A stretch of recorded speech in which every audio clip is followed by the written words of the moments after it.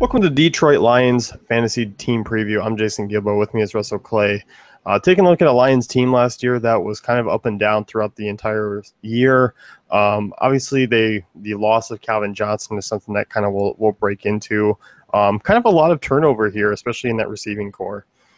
Yeah, I think we need to have a moment of silence for Calvin Johnson.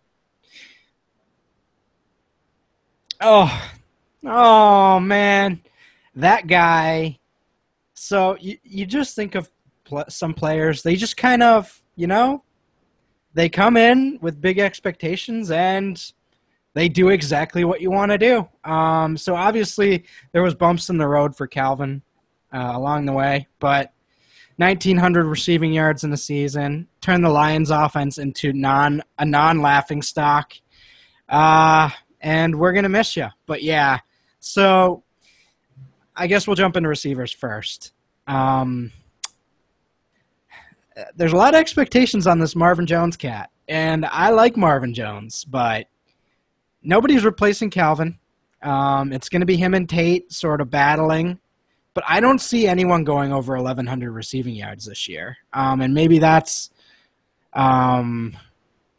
too low of a floor or a ceiling, but I just don't see how it's really possible for either of them, unless there's an injury, to get that high. So I just look at Ebron. I look at sort of Theo Riddick, Abdullah. I just think they're going to split it up so well.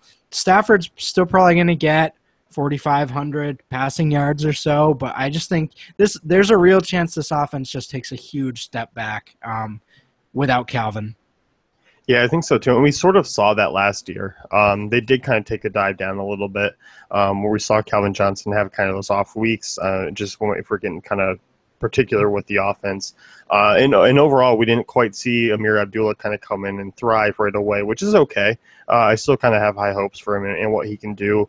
But I'm with you. I do think this is kind of turned out it's going to be a fairly average offense, and I'm definitely in agreement that Tate and Jones aren't going to be guys that kind of light the world on fire, but more because it was just going to be a little bit spread out. I do like Eric Ebron. I do like Riddick and Abdullah. Riddick was a guy who, he was kind of under the radar in terms of PPR. He caught 80 passes last year out of 99 targets, was targeted a little bit in the red zone at times during passing situations. I was always kind of a fan of using him kind of as a cheap flyer, and I think I will be this year too, because I don't see Abdullah getting a full workload. And hey, guys, staring at the screen, getting mad at us right now, I see you. You're right, we haven't mentioned Anquan Boldin yet, but we didn't forget about him. We were just sort of, So I see you there trying to get mad at us right now, but don't worry. We know he's there. He's going to step into that slot role. If anything, that takes a few targets away from Tate, takes a few targets away from Ebron. I don't know how much it affects Marvin Jones.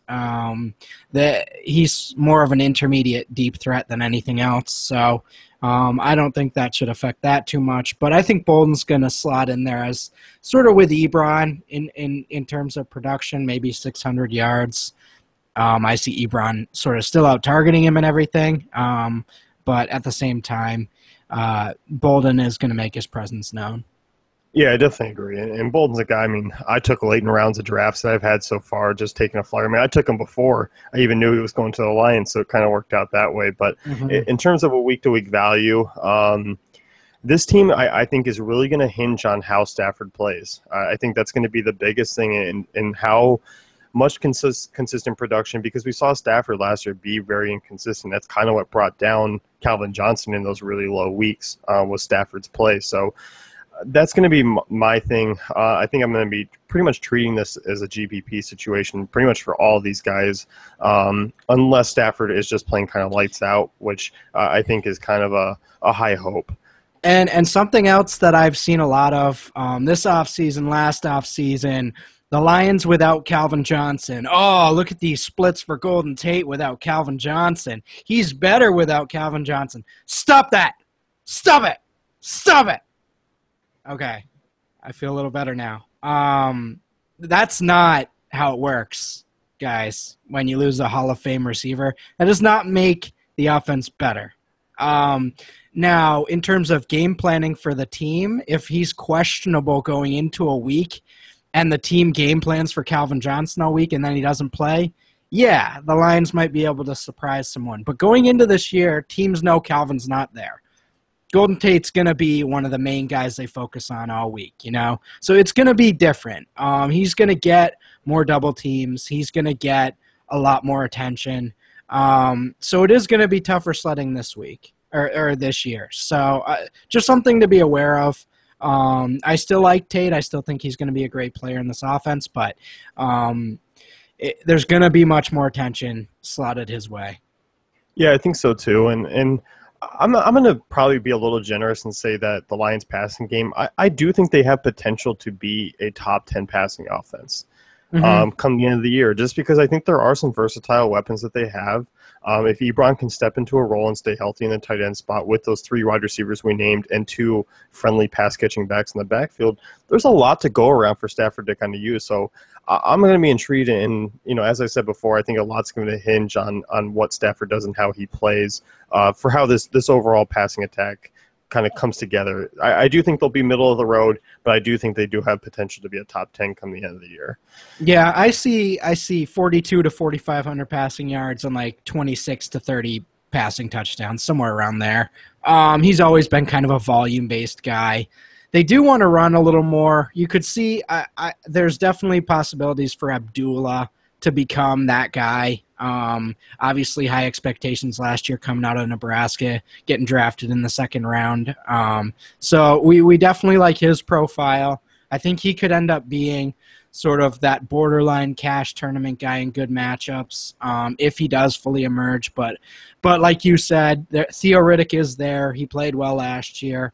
Going to be the third down back for the most part. So, and I think we might even see them on the field quite a bit. There's rumors of Riddick sort of slowly switching into a slot type receiver / running back. So we could definitely see that quite a bit as well. I think overall it's just like you mentioned, there's not going to be one specific guy who dominates, but I could see 4 or 5 having relatively fantasy relevant seasons.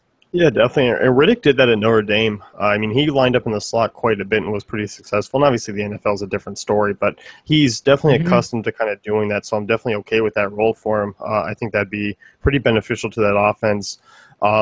As far as a true running game goes, obviously Detroit ran the 3rd fewest rushing plays last year, which, because of the inefficiency that they had, because of the average offensive line, you could understand, and also them having to kind of play from behind quite a bit. I would like to see that kind of creep into the middle of the league. I don't think they'll obviously be a top running team, but if they can get kind of middle of the road, I think that's better for everyone. Right, and that's not saying Abdullah's going to get 250 carries, but with Joique Bell gone, that's 90 carries gone.